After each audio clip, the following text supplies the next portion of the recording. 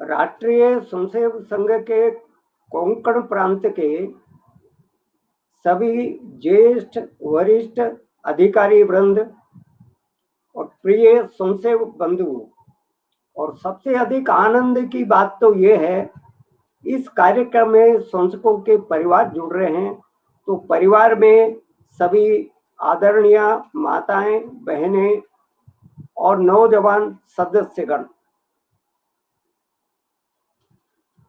ये समय परीक्षा होने और परीक्षा न होने ऐसे विवाद से ग्रस्त ये समय है, पर कुछ परीक्षाएं हुई है और कुछ परीक्षा हो चुकी।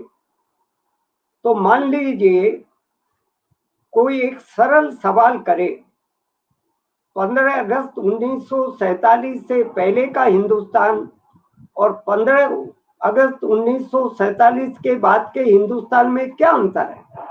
आजकल ऑब्जेक्टिव टाइप क्वेश्चंस का जमाना है ना, तो कोई भी उत्तर दे देगा इसके लिए। 15 अगस्त 1947 से पहले का हिंदुस्तान परतंत्र था और बाद का हिंदुस्तान स्वतंत्र है। ये उत्तर सुनने के बाद में अगला प्रश्न किया कि परतंत्र और स्वतंत्र, इन दो शब्दों में क्या अंतर है। अब थोड़ा प्रश्न टेढ़ा हो गया, एक दो शब्दों में उत्तर नहीं दिया जा सकता। तो इन अंतर को समझने और समझाने का प्रयत्न करेंगे। तो हम लोगों ने मैथमेटिक्स के सवाल किए होंगे, उसमें कॉमन फैक्टर निकालते हैं किसी की वैल्यू निकालने के लिए। तो यहाँ परतंत्र और स्वतंत्र में भी तंत्र ये कॉमन फैक्टर है। तंत्र किसको कहते हैं?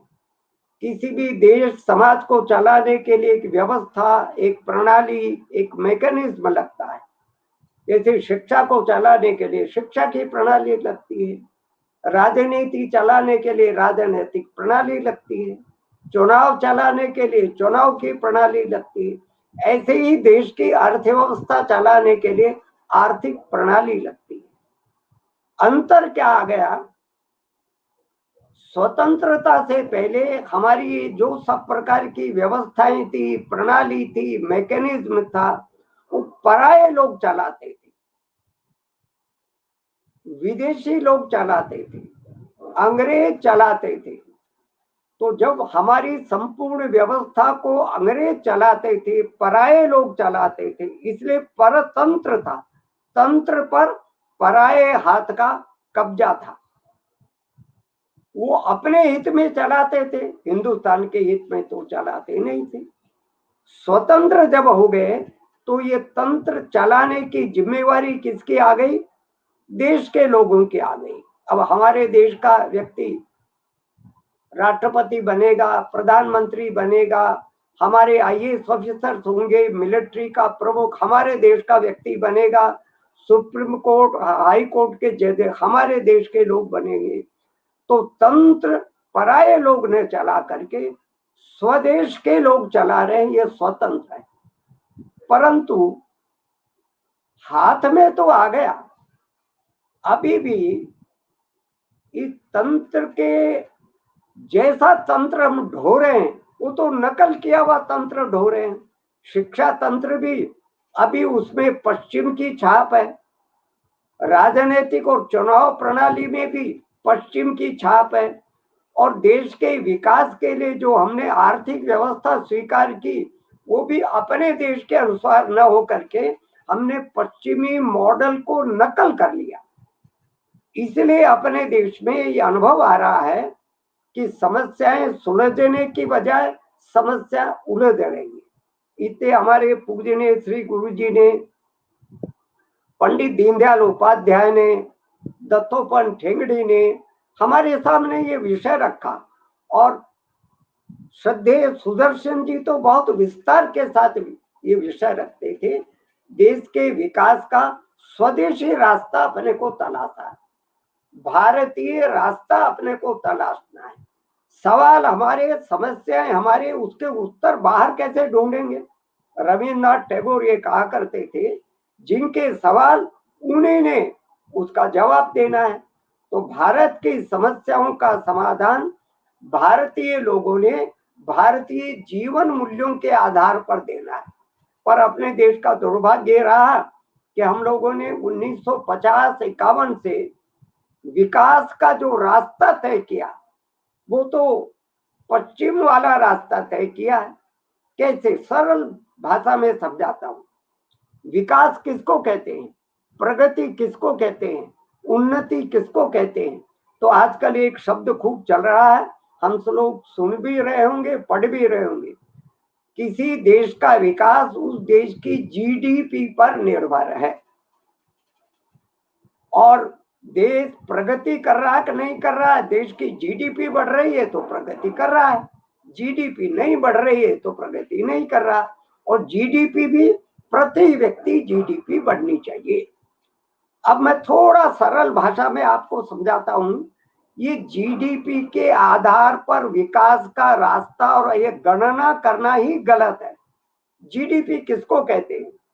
एक देश में एक वर्ष में उत्पन्न वस्तु और सेवाओं के बाजार मूल्यों को जोड़ देते हैं।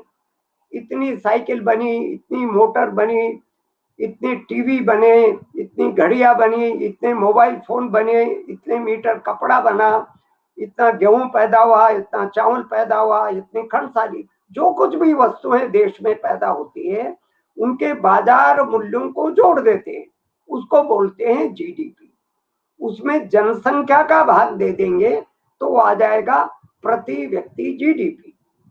अब मैं ये समझाता हूं कि पश्चिम के लोगों ने हमको भरवा करके ये जीडीपी की गणना ही दोषपूर्ण पकड़ा दी और हमने मान लिया। कैसे? दो सरल उदाहरण से समझाता हूं। मान लीजिए किसी एक परिवार में कोई एक महिला नौकरानी काम करती है, वो सफाई का, बर्तन साफ करने का, कपड़े धोने का, घर वालों को खाना दिला करके खिलाने का काम करती है। तो वो सेवा का उत्पादन कर रही है। घर वाला उसके बदले में उसको 10,000 रुपए तनख्वाह देता है, तो उसकी सेवा का बाजार मूल्य हो गया 10,000 रुपए। तो ये जीडीपी में शामिल होगा। मान लीजिए वो महिला नौकरानी नौजवान है, उस घर में कोई नौजवान लड़का भी रहता है, रहते रहते दोनों के बीच प्यार हो गया और दोनों का विवाह हो गया। तो नौकरानी से वो बन गई अब मालकिन, काम वही कर रही है, पर कोई मालिक अपनी घरवाली को उसकी सेवा के बदले तनख्वाह नहीं देता है, तो वर्तमान परिभाषा ये कहती है जीडीपी हो गई। ये तो परिवार के लोगों का कार्यक्रम है ना।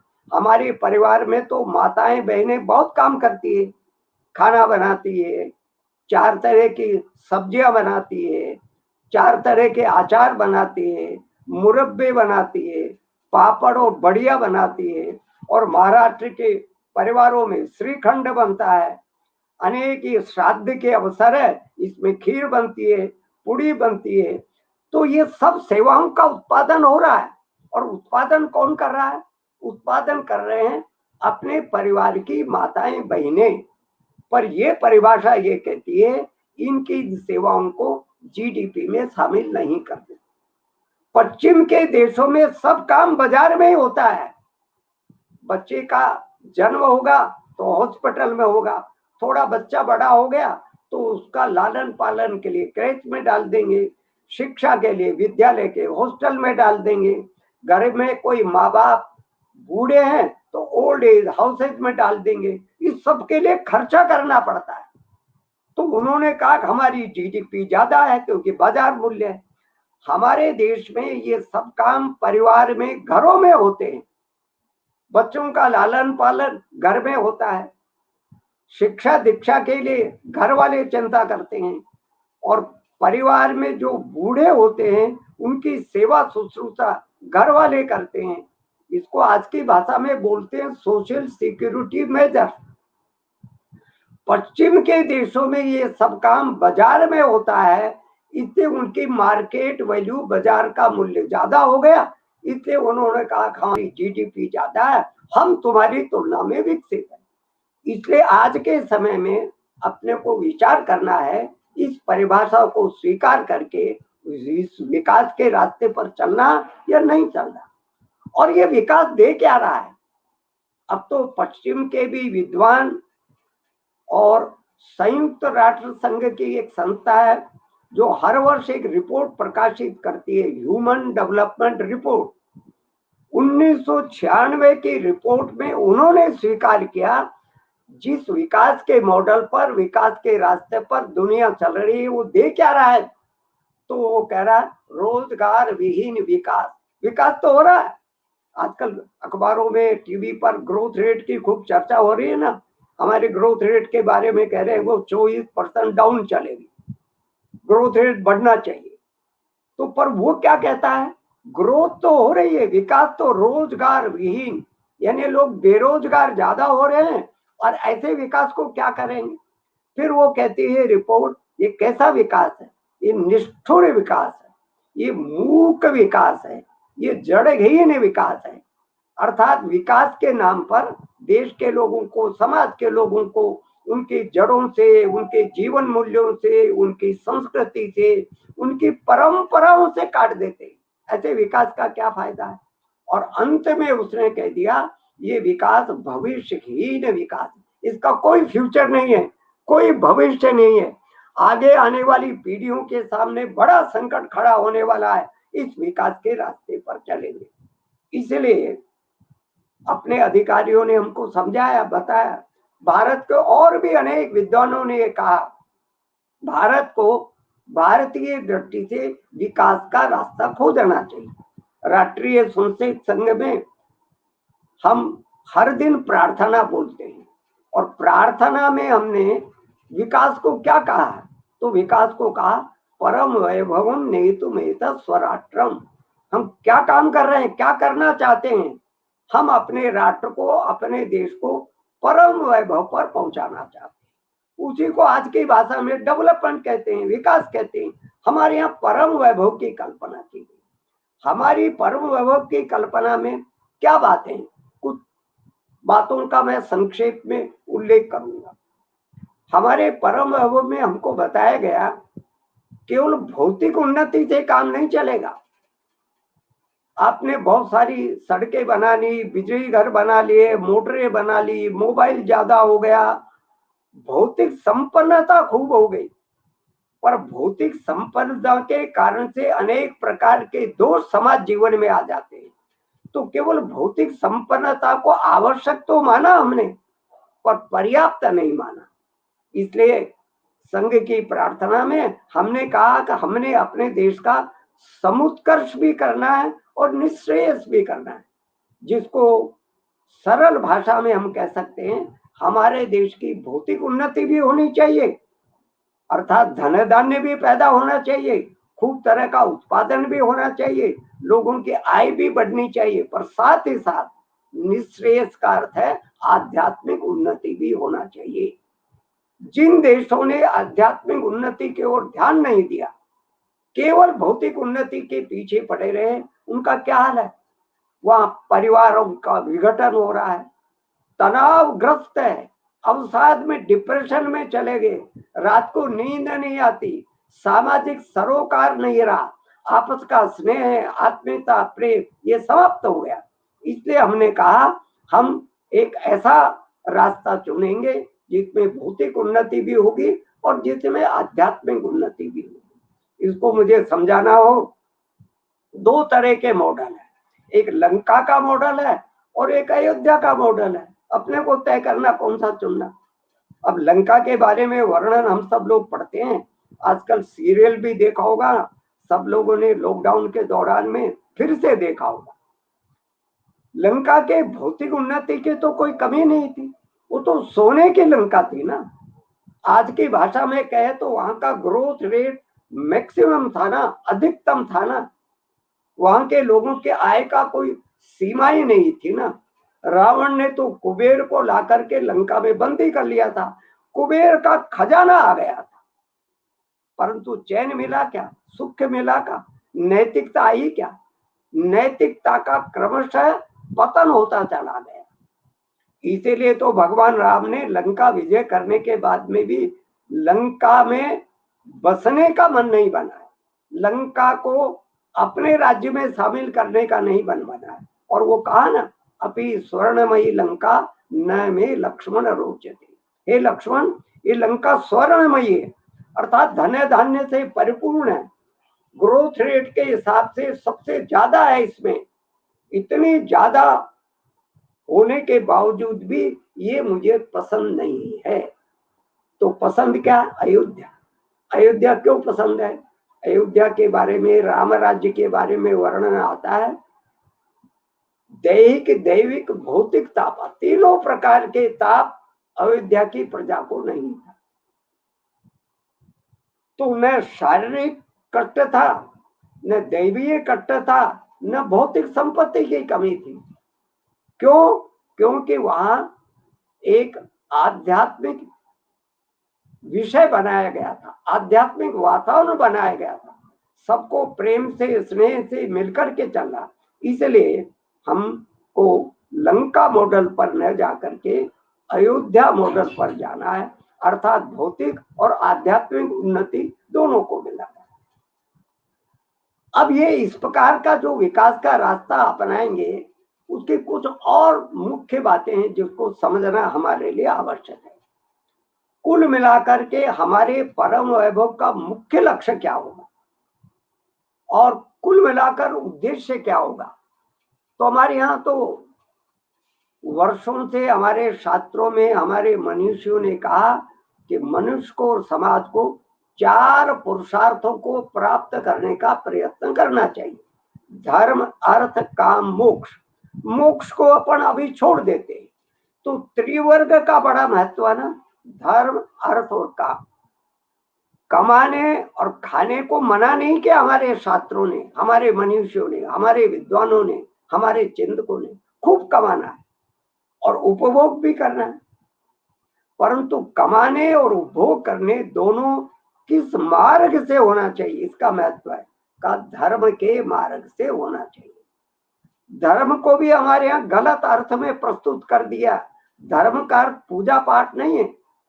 धर्म का अर्थ है वो नियम, वे कानून कायदे, वो मर्यादाएं, वो नैतिक आचरण के तौर तरीके जिसके कारण से परिवार का, समाज का, देश का, संपूर्ण विश्व का और संपूर्ण सृष्टि का धारण, रक्षण, पोषण होता हो। 3 शब्द है, धारण, रक्षण, पोषण। धारण कर सकते। आजकल प्रदूषण की समस्या बढ़ गई ना, क्यों? धरती माता इस पर्यावरण संकट के कारण से प्रदूषित चीजों को धारण करने की क्षमता नहीं रह गई। उसको पर्यावरण की भाषा में सिंकिंग कैपेसिटी कहती है। कूड़ों का ढेर लग रहा है, कचरों का ढेर लग रहा है। तो कुल मिलाकर अपने सब प्रकार की चीजें प्रदूषित हो गई है। धरती, मिट्टी प्रदूषित है, जल प्रदूषित है, वायु प्रदूषित है, ध्वनि भी प्रदूषित हो रही है, मन भी प्रदूषित हो रहा है, मनों में भी गलत भाव आ रहे हैं।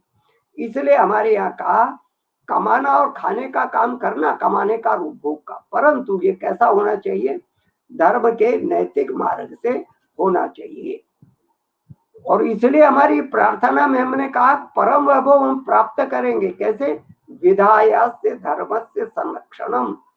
परम वैभव गलत रास्ते से प्राप्त नहीं करेंगे, घोटाला करके, कालाबाजारी करके, चोरी डकैती करके, दूसरे को लूट करके, सता करके, ऐसा धन कमाना नहीं है। तो उसके लिए धर्म का मार्ग अपनाना, ये पहली बात हमारे मनीषियों ने हमको बताई उद्देश्य के लिए। बहुत विस्तार के साथ अपने यहाँ पर इसका वर्णन मिलता है। फिर दूसरी बात बताई, आखिर कुल मिलाकर हम ये विकास करना क्यों चाहते हैं? तो सुख प्राप्त करने के लिए करना चाहते हैं ना। इसलिए हमारे यहाँ तो कहा ना, सर्वे भवन्तु सुखिनः सर्वे सन्तु निरामयाः सर्वे भद्राणि पश्यन्तु मा कश्चित् दुःख भावयेत्। तो सुख के बारे में हमारे यहाँ क्या कहा गया? केवल अपना नहीं सुख, स्वार्थ का सुख नहीं, केवल अपने परिवार का सुख नहीं, केवल अपने इलाके का, अपने प्रांत का सुख नहीं, केवल अपने देश का भी सुख नहीं, सर्वे भवन्तु सुख। हम ऐसा विकास का मॉडल प्रस्तुत करेंगे दुनिया के सामने जिसके कारण से समूचे विश्व में रहने वाले लोग वो सुखी हो सके। अब सुख किसको कहते हैं? सुख भी एक तो तात्कालिक सुख होता है, क्षणिक सुख होता है, परंतु पूजनीय गुरु जी ने शब्द प्रयोग किया, जिस सुख को प्राप्त करना चाहते हैं और देश के लोगों को देना चाहते हैं, वो अखंड सुख होगा, चिरंतन सुख होगा, टिकाऊ सुख होगा, लंबे समय तक टिकने वाला सुख होगा। थोड़ी देर तक आपकी आवश्यकताओं की पूर्ति होने के कारण से आप खुश हो गए, पर बाद में निराश हो गए, हताश हो गए, परेशान हो गए। तो ऐसा सुख नहीं चाहिए। हमारे यहाँ सुख के बारे में बहुत विस्तार के साथ किन चीजों से सुख मिलेगा, और गीता में भगवान कृष्ण ने इससे भी ऊपर बढ़कर बात कह दी, क्योंकि सर्वे भवन्तु सुखिनः में ऐसा ध्वनित होता है, शायद ये मनुष्यों के सुख की बात है। तो भगवान कृष्ण ने गीता में कहा, सर्वभूत हिते रतः।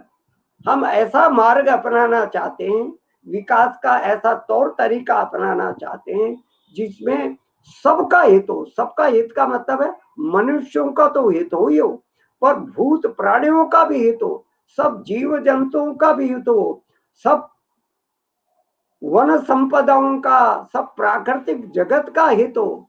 ऐसा होगा तभी तो पर्यावरण की रक्षा हो सकेगी ना। पर्यावरण का संकट है, तो हमारे यहाँ ऐसा रास्ता तलाशने पर जोर दिया गया है जिसके कारण से सबका हो सके। उसके लिए मैं शब्द प्रयोग करता हूं, समग्र सामाजिक सुख। कैसा सुख चाहिए? समग्र सामाजिक, संपूर्ण समाज को, संपूर्ण सृष्टि को, संपूर्ण चराचर जगत को, जड़ चेतन को साथ लेकर उनके हित का रास्ता जिसमें से निकलता हो, वो भारतीय दृष्टि का विकास का परम वैभव का मॉडल है। इसका विचार करना पड़ेगा। अब ऐसा कहने के बाद में कुछ 4-5 मुख्य बातें सरल रूप से जो हो गए, तो इसका मतलब है हम विकास के सही रास्ते पर चल रहे हैं। पहली बात है, भारत की दृष्टि से विकास में सबको रोटी। रोटी यहाँ प्रतीकात्मक शब्द है। रोटी का मतलब है देश में रहने वाले प्रत्येक व्यक्ति की जीवन की अनिवार्य आवश्यकताओं की पूर्ति की गारंटी। आज तो नहीं है ना, दीनदयाल जी ने अंत्योदय की धारणा दी थी। सबसे गरीब से गरीब आदमी के हिस्से में कुछ आ रहा है कि नहीं आ रहा? आज तो नहीं आ रहा। इतने वर्षों की योजना और इतने वर्षों की नीतियों के बावजूद भी आज भी अपने देश में 20-25% लोग ऐसे हैं जो गरीबी रेखा के नीचे जीते हैं। अर्थात उनको भरपेट भोजन नहीं मिल पाता, तन ढकने के लिए कपड़ा नहीं है, सर छुपाने के लिए छत नहीं। जीवन की अनिवार्य आवश्यकता है ना, रोटी कपड़ा मकान, ये नहीं मिल रहा। और केवल ये भारत की स्थिति ऐसा नहीं, समूची दुनिया में किसी में कम होगा, किसी में ज्यादा होगा। दुनिया का कोई देश ये गारंटी नहीं दे सकता कि वो अपने देश में रहने वाले प्रत्येक व्यक्ति की अनिवार्य आवश्यकताओं की पूर्ति की गारंटी कर पा रहे हैं। तो विकास का रास्ता गलत है ना। तो भारत में विकास का रास्ता हम चुनेंगे, इसमें पहला काम करेंगे, हर एक व्यक्ति की जीवन की अनिवार्य आवश्यकताओं की पूर्ति की गारंटी होगी। ये पहली बात कही। दूसरी बात, क्योंकि इस परिवार के कार्यक्रम में शायद विद्यार्थी भी जुड़े हुए हैं, तो शिक्षा की भी व्यवस्था के बारे में भारतीय मनीषियों ने चिंतन किया। शिक्षा के बारे में क्या कहा? सबको संस्कारक्षम समाजोपयोगी शिक्षा के समान अवसर। 2-3 बातें मैंने कही है, सरल ढंग से समझाता हूं मैं आपको। एक तो मैंने कहा कि देश में जन्म लेने वाले प्रत्येक बालक और बालिका का प्रतिभा के विकास की जिम्मेवारी समाज की होनी चाहिए, कोई भेदभाव नहीं होना चाहिए। शिक्षा का समान अवसर का, आज तो समान अवसर नहीं। जिनके माँ बाप की जेब में अच्छा पैसा है वो तो अपने बच्चे को अच्छे स्कूल में दाखिल करवा देंगे, और जिसके माँ बाप की जेब में पैसा नहीं है वो अपने बच्चों को या तो दाखिल ही नहीं करवा पाते, और दाखिल करवा दिया तो बीच में से छुड़ाना पड़ता। ड्रॉप आउट रेट बहुत ज्यादा हो रही है ना। तो शिक्षा के समान अवसर नहीं है वर्तमान की व्यवस्था में। और दूसरी बात मैंने इसमें कही, शिक्षा कैसी होनी चाहिए, संस्कार क्षम होनी चाहिए, अर्थात नैतिक मूल्य, बच्चों में संस्कार आने चाहिए ना। आजकल की तो शिक्षा में संस्कारों की कोई व्यवस्था ही नहीं है। अब थोड़ी बहुत मात्रा में उसके बारे में विचार करना प्रारंभ किया है। आखिर स्कूल में, कॉलेज में, विश्वविद्यालय में पढ़ने वाला बच्चा कैसा निकलना चाहिए, नैतिक आचरण की दृष्टि से श्रेष्ठ होना चाहिए। पहले हमारे देश की यही तो विशेषता थी और इसलिए हमने समूचे संसार को आह्वान किया था, स्वे से चरित्रं शिक्षेरन पृथिव्याम सर्व मानवा। हे संपूर्ण पृथ्वी के लोगों, आओ भारत में आओ, भारत में हम तुमको चरित्र की शिक्षा देंगे। तो शिक्षा में मुख्य संस्कार का महत्व है। कोई व्यक्ति महान कब बनता है, बड़ा कब बनता है, श्रेष्ठ कब बनता है, केवल पैसे से नहीं बनता, केवल वेशभूषा से नहीं बनता, चरित्र से बनता है। विवेकानंद के बारे में ऐसी घटना आती है ना, विवेकानंद शिकागो की सड़क पर सैर करने के लिए निकले सुबह सुबह, तो उनके पीछे अमेरिकन नौजवान युवक और युवतियां पीछे पीछे लग गए और बद्दी बद्दी कमेंट करने लगे, ये कैसा अनसिविलाइज असभ्य व्यक्ति कहां से आ गया। वो तो चोगा पहने हुए थे, भगवा चोगा लंबा सा पहने हुए थे, सर पर पगड़ी थी। तो कहा इनको कपड़े पहनने की अकल नहीं है, ऐसा खूब वो बोलते रहे विवेकानंद को। विवेकानंद मस्ती में चलते रहे, उनकी बात सुनते रहे। विवेकानंद को अच्छी अंग्रेजी आती थी। फिर थोड़ी देर के बाद में विवेकानंद रुक गए और कहते हैं, रुक करके विवेकानंद ने अर्धव्रत कहा। अर्धव्रत किया, जिसको अंग्रेजी में अबाउट टर्न कहते हैं, यानी बच्चों की तरफ घूमे और घूम करके देखा। हट्टा कट्टा शरीर था विवेकानंद का। इन बच्चों को लगा शायद ये अब हमको मारेगा, पर मारा नहीं। विवेकानंद ने इतिहास प्रसिद्ध वाक्य कहा, listen, in your country a tailor can make a man great, but in my country from where I have come it is the character and character only which makes a man great. अरे सुनो, तुम्हारे देश में तो दर्जी व्यक्ति को महान और बड़ा बना देता होगा, सूट बूटेड है, टाई वाई लगा दी, पैंट कोट पहन लिया, पर मेरे देश में जहां से मैं आया हूं, केवल और केवल चरित्र है जो व्यक्ति को महान बना। विवेकानंद के इस वाक्य को सुनकर वो सब बच्चे पैरों में पड़ गए और उन्होंने माफी मांगी कि हमसे भूल हो गई, क्षमा करें। तो हमारी शिक्षा में संस्कारों पर जोर होना चाहिए। फिर शिक्षा कैसे होनी चाहिए, समाज के लिए उपयोगी होनी चाहिए ना। हमारे समाज को कैसी शिक्षा चाहिए, हमारे ग्रामीण क्षेत्र की क्या समस्या है, हमारे वनवासी क्षेत्र की क्या समस्या है, हमारे शहरी क्षेत्र की क्या समस्या है, नौजवानों की क्या समस्या है, वृद्धों की क्या समस्या है, किसानों की क्या समस्या है, मजदूरों की क्या समस्या है, व्यापारियों की क्या समस्या है। उन समस्याओं का समाधान दे सकने के गुण बताने वाली, सिद्धांत बताने वाली, नीति बताने वाली ऐसी शिक्षा चाहिए ना, तब तो वो समाज के लिए उपयोगी होगी। पर आप भारत का भूगोल न पढ़ा करके उनको केवल विदेशी भूगोल पढ़ा रहे हैं, भारत के प्राकृतिक संसाधनों के बारे में न बता करके केवल विदेशी संसाधन बता रहे हैं, तो भारत के लिए तो उपयोगी नहीं है ना। इसलिए समाज के लिए उपयोगी शिक्षा चाहिए।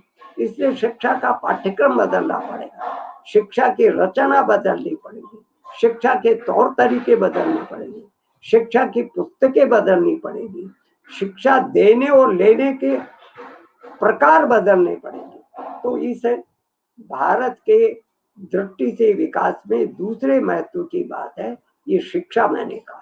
और तीसरे महत्व की बात है सबको स्वास्थ्य। अब मैं जब ये सबको स्वास्थ्य बोलते हैं तो कई लोग मुझे कहते हैं साहब ये तो सरकार भी बोल रही है ना, हेल्थ फॉर ऑल, पर सरकार का स्वास्थ्य की कल्पना अधूरी है। हमारे यहाँ 3 प्रकार का स्वास्थ्य बताया है। पहला स्वास्थ्य शारीरिक स्वास्थ्य, शरीर स्वस्थ रहना चाहिए, जिसको अंग्रेजी में फिजिकल हेल्थ कहते हैं। इस पर अपना देश ने भी ध्यान दे रहा है कुछ मात्रा में, और दुनिया के देश भी, यानी फिजिकल हेल्थ पर ध्यान है। पर दूसरा स्वास्थ्य मानसिक स्वास्थ्य। अब शिक्षा तो प्राप्त कर रहे हैं, बहुत बार अनेक बच्चे कहते हैं साहब मेरा पढ़ाई में मन नहीं लग रहा। अरे क्यों नहीं लग रहा मन? बहुत अच्छे अच्छे शिक्षित व्यक्ति भी डिप्रेशन के शिकार है ना, अवसाद के शिकार है ना, तनाव के शिकार है ना, नींद नहीं आती ये है ना। ऐसे बहुत सारे उदाहरण हम लोग देखते हैं ना। पढ़ा लिखा अच्छा है, शरीर भी हट्टा कट्टा है, परंतु उसने फांसी का फंदा लगा करके आत्महत्या कर ली। क्यों? ध्यान में आया मन खराब था, मन नहीं लग रहा था, मन शांत नहीं था, परिवार से जो प्रेम और स्नेह और आत्मीयता मिलनी चाहिए थी वो नहीं मिल रही थी।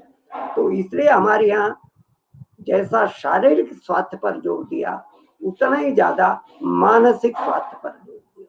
और तीसरे स्वास्थ्य की बात केवल और केवल भारत ने की, वो है भावनात्मक स्वास्थ्य। भावना ठीक रहनी चाहिए ना। भावना ही अशुद्ध है तो व्यवहार भी गलत होगा ना।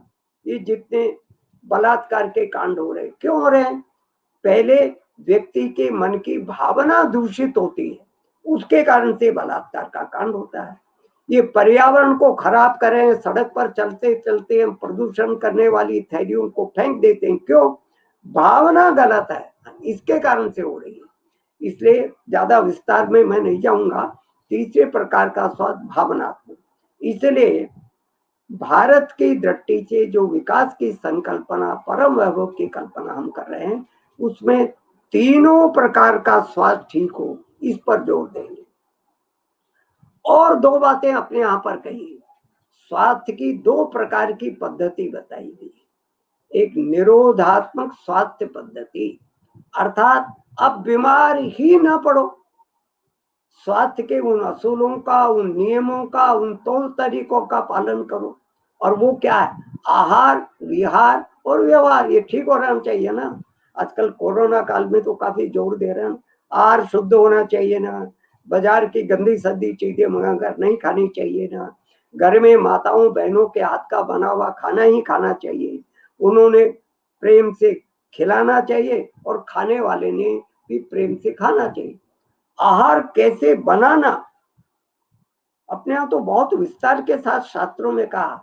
आहार बनाते समय परिवार में पहले माताएं बहनें अच्छे अच्छे भजन बोला करती थी, तो भजन का वाइब्रेशन उस भोजन में पहुंच जाता था, गुस्से में नहीं होती थी खाना बनाते हुए। इसलिए माताओं बहनों से मेरी ये प्रार्थना है, खाना बनाते समय आनंद में रहिए। कैसे आपका पकवान है, उससे ज्यादा महत्व का यह है खाना कैसे, किस भाव से बना रहे हैं आप, उसका महत्व है। और खाना बनाने में भी आजकल तो बहुत सारा है, बहुत सारे मिर्च मसाले किसका प्रयोग करना, किसका न प्रयोग करना, हमारे यहाँ बहुत उल्लेख है। भोजन सबका समान नहीं हो सकता। बच्चे का भोजन अलग प्रकार का होगा, जवान का भोजन अलग प्रकार का होगा, वृद्धों का भोजन अलग प्रकार का होगा। प्रातः काल अलग चीज लेंगे, दोपहर को अलग लेंगे, सायंकाल अलग, बहुत विस्तार के साथ है। थाली में जो प्रातः काल हो वही सायंकाल हो, ऐसा नहीं है। और किस चीज का किस चीज के साथ मेल है, माताएं बहनें पुरानी ज्यादा जानती हो। और मेरी भी प्रार्थना भी आप सब लोग से, इस भारत के स्वास्थ्य शास्त्र का अध्ययन करिए।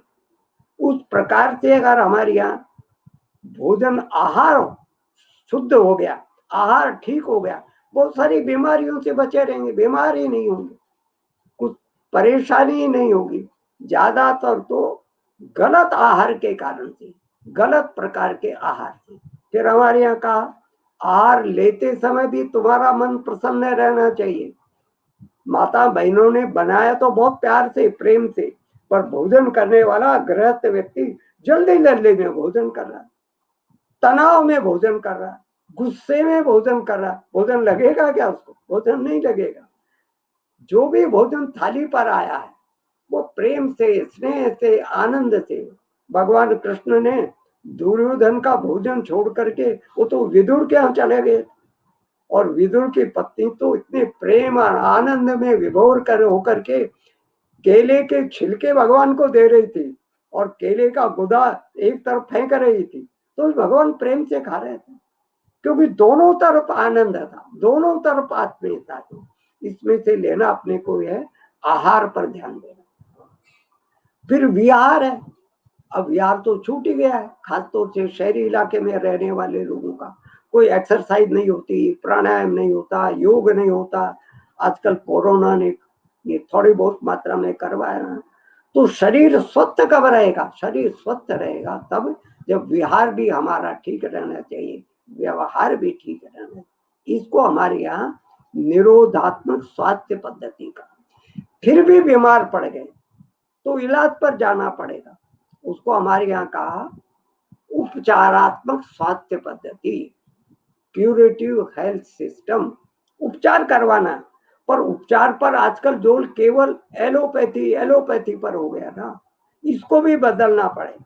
एक समग्र स्वास्थ्य की प्रणाली अपनाना पड़ेगा। एलोपैथी भी अपनाइए, मना नहीं है, पर आयुर्वेद भी अपनाए ना। आयुर्वेद का तो ये देश जननी है ना, यहीं से आयुर्वेद प्रारंभ हुआ ना। प्राकृतिक चिकित्सा को भी अपनाइए, होम्योपैथी को भी अपनाया, प्राणायाम और योग को भी अपनाइए। तो ये चिकित्सा की समग्र पद्धतियां हैं। बीमार पड़ने पर इन सब पद्धतियों को अपना कर करेंगे तो स्वास्थ्य ठीक होगा। ये तीसरी बात। और चौथी बात बड़े महत्व की है, या मेरे को परिवार के जो नौजवान भाई बहन सुन रहे होंगे उनको ज्यादा पसंद आएगी। भारत की कल्पना के विकास में चौथी जिस बात पर जोर है वो है सबको रोजगार। आजकल तो रोजगार नहीं है ना, बेरोजगार है ना, बेरोजगारी का ही संकट है ना, बेरोजगारी बढ़ रही है ना, और भारत में बढ़ रही है ऐसे नहीं, समूची दुनिया के देशों में बढ़ रही है। कारण है विकास का रास्ता ही गलत चुन लिया। कैसा रास्ता चुना? हमको क्या बताया गया है, पश्चिम के लोगों ने, ग्रोथ होने दो, ग्रोथ होने दो, उत्पादन होने दो, उत्पादन होने दो, ग्रोथ होगा तो वो अपने आप ही रोजगार बढ़ जाएगा। पर इतने वर्षों का अनुभव कहता है कि केवल ग्रोथ होने से और रोजगार नहीं बढ़ता है। इसको अंग्रेजी में बोलते हैं ग्रोथ लेड एम्प्लॉयमेंट स्ट्रेटेजी, ऐसा बोलते हैं। अर्थात विकास आधारित रोजगार की रणनीति पर नहीं हुआ, बल्कि हुआ क्या, ग्रोथ ग्रोथ पर जोर दिया तो जिनके पास साधन था, पैसे वाले थे, वो अधिक अमीर होते गए, गरीब और गरीब होता गया, विषमता बढ़ती गई और बेरोजगारियों की संख्या बढ़ती गई। इसलिए अपने यहाँ दीनदयाल जी ने, गांधी जी ने, ठेंगड़ी जी ने और संघ के अपने सब वरिष्ठ अधिकारियों ने कहा, क्या कहा, इसको बदलना पड़ेगा। बदल करके क्या करना पड़ेगा, कोई भी निवेश की योजना, उत्पादन की योजना बनाते हैं तो पहले इस पर विचार करो, इसके द्वारा कितने लोगों को रोजगार मिलेगा। ज्यादा से ज्यादा लोगों को रोजगार मिले ऐसा उत्पादन का तंत्र बनाओ, तो ज्यादा लोगों को रोजगार मिलेगा तो ग्रोथ रोथ तो अपने आप हो जाने वाली है ना, विषमता भी नहीं है। इसलिए चौथी बात ये भारत का विकास का संकल्पना सबको रोजगार। और पांचवी बात है सबको सुरक्षा, आंतरिक और बाहरी सुरक्षा की गारंटी। ये पांच बातें जिसके माध्यम से होगी उसको हमने भारतीय कल्पना का विकास का। अब सवाल ये होगा कैसे, उसके लिए सरल भाषा में दो तीन बातें कह करके मैं विषय को पूर्ण करूं। पहला काम करना होता है जब कभी भी विकास का रास्ता अपनाया जाता है तो टेक्नोलॉजी का प्रश्न होता है। जैसे अभी हम लोग इस टेक्नोलॉजी पर कुछ सुन रहे हैं ना, पर टेक्नोलॉजी की सीमा है, चलते चलते बंद हो जाती है। हमारे प्रांत का युवा बोल ही नहीं पाए। टेक्नोलॉजी में कब विवाद उत्पन्न हो जाए कुछ कह नहीं सकते, कब क्षरण हो जाए कुछ पता नहीं लगता। और टेक्नोलॉजी का गलत विभाजन कर दिया, ये कहा कुछ हाई टेक्नोलॉजी कुछ लो टेक्नोलॉजी। और हमारे सामने प्रश्न उपस्थित कर दिया, तुम हाई लोगे कि लो लोगे, तो हमको क्या बोलना पड़ता है, मजबूरी हाई लेंगे। तो मैं बहुत सारे टेक्निकल इंस्टीट्यूट में गया, मैंने कहा हाई लो क्या होता है, पुनर्विभाजन करिए, उपयुक्त टेक्नोलॉजी और अनुपयुक्त। जो टेक्नोलॉजी हमारे देश की समस्याओं का समाधान कर सकेगी उसको अपनाएंगे, जो नहीं कर सकेगी नहीं अपनाएंगे। और फिर हमको एक मानसिकता से बाहर आना पड़ेगा। हमारा देश पुराने समय में ऐसा देश नहीं रहा जिसमें टेक्नोलॉजी नहीं थी। अगर टेक्नोलॉजी नहीं थी तो दिल्ली में एक लौह स्तंभ खड़ा है ना, कभी दिल्ली आना हुआ, कुतुब मीनार के पास में एक स्टील का बड़ा भारी पिलर है, जितना धरती के ऊपर है उतना ही धरती के नीचे है, सैकड़ों सालों से खड़ा है, वो जंग नहीं लगी। आज दुनिया की लेटेस्ट स्टील टेक्नोलॉजी भी ऐसा सिंगल पीस नहीं बना सकती, कोई जोड़ नहीं है उसमें। हमारे यहाँ वर्णन आता है ना, ढाके की मलबल एक अंगूठी में से 20 गज का थान निकल जाता। तो इतना बारीक सूत काटते थे, 2200 2250 काउंट का सूत काटते थे। टेक्नोलॉजी थी तभी तो काटते थे। आजकल तो बढ़िया से बढ़िया टेक्सटाइल मिल भी 500 550 काउंट से ज्यादा का सूत नहीं काट पाती। तो भारत में पुरानी परंपरागत टेक्नोलॉजी का वर्तमान ज्ञान विज्ञान के आधार पर उसका थोड़ा नवीन संस्करण करना पड़ेगा, उसको युगानुकूल बनाना पड़ेगा। पर ऐसा मानने का कोई कारण नहीं। हमारी हाँ, दुनिया के टेक्नोलॉजी लेंगे हम, पर उसको देशानुकूल बना कर लेंगे। हमारे देश के लिए जैसी आवश्यक होगी, जितनी मात्रा में आवश्यक होगी, उसमें जो परिवर्तन संशोधन करना पड़ा वो करके देंगे। ये महत्व की बात है। दूसरे महत्व की बात है, हमारा अर्थतंत्र आर्थिक व्यवस्था कैसी रहनी चाहिए। तो 3 बातें हैं, स्वदेशी, स्वावलंबी, विकेंद्रित अर्थतंत्र। स्वदेशी, हम अपने देश का उत्पादन अपने देश के साधनों से अपने देश के लोगों से करें और ज्यादातर अपने देश में बनी हुई चीजों का ही प्रयोग करें। स्वदेशी तो स्वावलंबन अपने आप आ जाएगा ना। और विकेंद्रित, बड़े बड़े शहरों में केवल बड़े बड़े उद्योगों के केंद्र बना दे और गांव उजड़ गए, छोटे कस्बे उजड़ गए, तो ये विकेंद्रित थोड़ा ही चला। तो इस विकेंद्रित अर्थतंत्र, और 2 बातें कहता हूं, उपभोग शैली और जीवन शैली बदलना पड़ेगा। मैंने अभी कहा ना, पश्चिम के इस विकास के कारण से भोगवादी जीवन, ज्यादा से ज्यादा उपभोग करो, ज्यादा उपभोक्तावाद बढ़ गया। हमारे यहाँ क्या कहा गया, हमको उपभोग शैली और जीवन शैली कैसे अपनानी, सीमित, संयमित, सदाचारी उपभोग शैली और जीवन शैली। अर्थात जरूरत पड़ने पर ही चीजों का उपभोग करो ना। आपके पास बहुत सारे कपड़े, आप बाजार में गए, आप और एक नया कपड़ा खरीद लाए, क्यों लाए, कभी विचार आया क्या हमारे? खासतौर से माताओं बहनों को मैं कह रहा हूँ, मैं बहुत घरों में जाता हूँ, पूछा बहन जी कहाँ गई है, बाजार गई है, देखा दोनों थैले लेकर आ रही है, नई नई साड़ी। मैंने कहा साड़ी नहीं थी, हाँ थी, पर वो दुकानदार ने एक लेटेस्ट डिजाइन बता दी और हमने खरीद लिया। हमने कभी विचार नहीं किया कि अगर हमने आवश्यकता से अधिक सामान खरीदा तो हमने किसी न किसी का हक छीन लिया। आज भी हमारे देश में वनवासी क्षेत्र में ऐसी माताएं बहनें हैं ना, जिनके पास में एक भी साड़ी नहीं। तो इसलिए इसको सीमित उपभोग करना, सदाचारी उपभोग करना, अर्थात उपभोग करते समय हम पड़ोस का भी ख्याल करें, गरीब लोगों का भी ख्याल करें, अभावग्रस्त लोगों का भी ख्याल करें। हमारे यहाँ तो कहा गया है, जो अकेला उपभोग करता है वो पापी होता है। ऋग्वेद में आ गया है, केवलागो भवति केवलादि, ऐसा ऋग्वेद का एक सूत्र। जो केवल अपने लिए भोजन करता है वो पापी है, बांट कर करना है ना। हमारे यहाँ 2 प्रकार का भोजन अच्छा बताया गया, अमृत और विघत। अमृत मानी यज्ञ करने के बाद, हवन करने के बाद जो शेष बच जाए, यज्ञ प्रसाद मान करके उसका ग्रहण करना। और विघत यानी सब लोगों को भोजन कराने के बाद में, परिवार के बुजुर्गों को, परिवार की महिलाओं, गर्भिणी महिलाओं को पहले, परिवार में कोई अतिथि आ गया तो उसको, और जो पशु वगैरह, आजकल तो श्राद्ध के दिन चल रहे हैं ना, श्राद्ध में हम निकालते समय क्या ये कौवे का हिस्सा है, ये कुत्ते का हिस्सा है, ये गाय का हिस्सा है, ये क्या संकेत है? संकेत ये है हम अकेला भोजन नहीं करेंगे, बांट कर भोजन करेंगे। इसका बहुत विस्तार से वर्णन अपने यहाँ पर है। इससे हमको उपभोग शैली और जीवन शैली सादा भी रखना और सबके लिए रखना, केवल अपने लिए नहीं। अपने लिए ही भोग करने वाला व्यक्ति कुल मिलाकर समाज जीवन में से चोरी करता है। श्रीमद् भागवत में आया है, यावत बृहेत जठरम तावत ही स्वत्तम देहिनाम अधिकम यो अभिमन्ये सस्तेनो दंडम अर्हति। इसका अर्थ है जितना आपके लिए चाहिए, जितने में से जठराग्नि अपना पेट की भूख शांत हो जाए उतने पर ही आपका अधिकार है। उससे अधिक आप संग्रह करके रखते हो तो श्रीमद् भागवत में महर्षि वेदव्यास ने कहा वो तो स्तेन है, चोर है, दंड का भागी है। कुल मिलाकर ये संकेत करना चाहते थे भोजन आहार बांट करके करना।